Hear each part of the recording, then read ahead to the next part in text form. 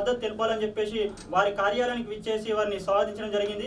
అదేవిధంగా మా దివ్యాంగ సంఘాల వాళ్ళు పెద్దలు కూడా చాలా విషయాలు చెప్పారు. మాకు తక్షణమే ఈ యొక్క 7 అంశాల్లో ప్రధానంగా ఏంటంటే బదిలీలు. ఇలా చెవిటి మూగ వాళ్ళు చాలా ఇబ్బందులకు ఎదుర్కొంటున్నారు. వాళ్ళకి 1 to ఇంటర్మీడియట్ వరకు కాలేజీ ఉంది, కానీ డిగ్రీ లేదు. అంటే వాళ్ళకి చెవిటి మూగ వాళ్ళకి సైన్ లాంగ్వేజ్ చెప్తేనే అర్థమవుతుంది. నార్మల్తో చెప్తే చాలా ఇబ్బంది ఎదుర్కొంటూ ఉన్నారు. కాబట్టి వారికి ఒక డిగ్రీ కళాశాల ఏర్పాటు చేయాలని చెప్పేసి ప్రధానమైన డిమాండ్గా పెట్టడం జరిగింది. అదేవిధంగా ఆర్పిడబ్ల్యూడి యాక్ట్ ఇంప్లిమెంట్ చేయాలని చెప్పేసి ఇట్లాంటి ప్రధానమైన 9 డిమాండ్లతో మేము ఈ యొక్క కార్యక్రమాన్ని తీసుకుంటున్నాము. తెలంగాణ రాష్ట్ర నలుముక్కల నుంచి కూడా ఈ యొక్క ఆసరా పెన్షన్దారులు ఎవరైతే ఉన్నారో 44 లక్షల పైచిలుకున్నటువంటి ఆసరా పెన్షన్దారులు కూడా ఈ యొక్క రిలే నిరాహార దీక్షకు రావాలని చెప్పేసి తెలియజేస్తా ఉన్నాం. ధన్యవాదాలు.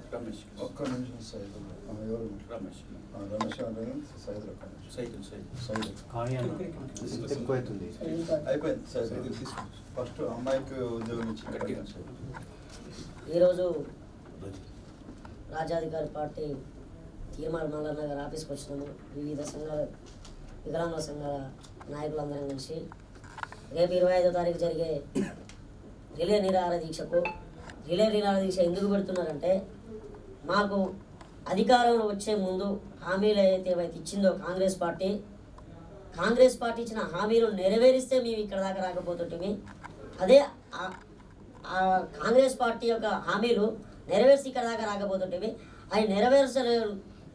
దున్నపోతు మీద నీరైతే వర్షం అయితే ఎట్లా పడుతుందో అంత హీనంగా చూస్తున్నారు మా వికలాంగులని. ఒక్కొక్కరు చాలా చావు బతుకుల్లో ఉన్నారు. నిన్నగాక మన గ్యాస్ సంబంధించిన సబ్జెక్ట్ ఏదైతే ఉందో ఇవాళ 10 రూపాయలు ఉన్నది, 15 రూపాయలు అయింది, 30 రూపాయలు ఉంది, 50 రూపాయలు అయింది. మేము వచ్చే 4000 పెన్షన్తో బతకలేకపోతున్నాము. మాకు బకాయిలు ఏవైతే ఆగినాయో గత 3 సంవత్సరాలుగా వస్తుంది కాంగ్రెస్ ప్రభుత్వం వచ్చి, మాకు ఆగిన పెన్షన్లు పాటు బకాయిలు కూడా మాకు వెంటనే అమలు చేయాలి, వెంబటే మాకు అకౌంట్లలో జమ చేయాలని చెప్పేసి ఈ ప్రభుత్వాన్ని మీకు కోరడం జరుగుతుంది. ఇంకొక పద్ధతిగా చెప్పాలంటే, మాకు రవాణా ఆర్టీసీలో ఇంతవరకు మాకు ఇంప్లిమెంటేషన్ చేయలేదు. నిన్నగాక పన్న విడిపోయిన పక్క రాష్ట్రంలో చూసుకుంటే మన చంద్రబాబు నాయుడు గారు గౌరవనీయులు ఎంత అక్కడ ఉన్నటువంటి 11 లక్షల వికలాంగులు ఎంత ఆనందం అంటే అసలు చెప్పలేని ఆనందం, అసలు ఎక్కడ దొరకని ఆనందం ఉంది వాళ్ళ కంట్లో ఆనందం. అదే దాన్ని దృష్టిలో పెట్టుకొని అసలు మా మీద ఇంత వివక్ష ఎందుకు అంటే వికలాంగం అంటే ఎంత చూడన్నా చెప్పు. పోయిన అధికార పార్టీ వాళ్ళు పట్టించుకోవాలా, ఇప్పుడు ఈ అధికార పట్టించుకోండి. నువ్వు నెక్స్ట్ ఇంకొక 5 సంవత్సరాలు గెలుస్తా అని చెప్పేసి నువ్వే డబ్బా కొట్టుకుంటున్నావు. డబ్బా కొట్టుకుంటే ఏమైతే ఎక్కడ గెలుస్తావు, ఎట్లా గెలుస్తావు? మేము ఉన్న లక్షల మంది ఓటు బ్యాంకింగ్ ఉంది అంటే మా ఓటు బ్యాంకింగ్ అయితే నీకు కావాలా? మా హామీలు అయితే నువ్వు నెరవేర్చవా? అంటే మా బతుకులు ఇంతేనా? అంటే మా బతుకులు ఒకటేసారి మన వికలాంగులు అందరికి విషం ఇచ్చి చంపేసేయండి. నువ్వు పింఛన్లు అవసరం లేదు, ఏది అవసరం లేదు, అందరు చంపేసేయండి. ఒక్కరికి జాబ్ ఇచ్చినావు, హామీ ఇచ్చేటప్పుడు ఎలక్షన్కి వచ్చే ముందు హామీ ఇచ్చినావు. ఒక్క రజనీ అనే అమ్మాయికి హామీ ఇచ్చినావు. మరుగుజ్జులకి ఇంతమంది మరుగుజ్జు దగ్గర 4-5 వేల పైచులకు మరుగుజ్జులు ఉన్నారు. ఒక్కరు కూడా నీకు అవపడట్లేదా సార్కి?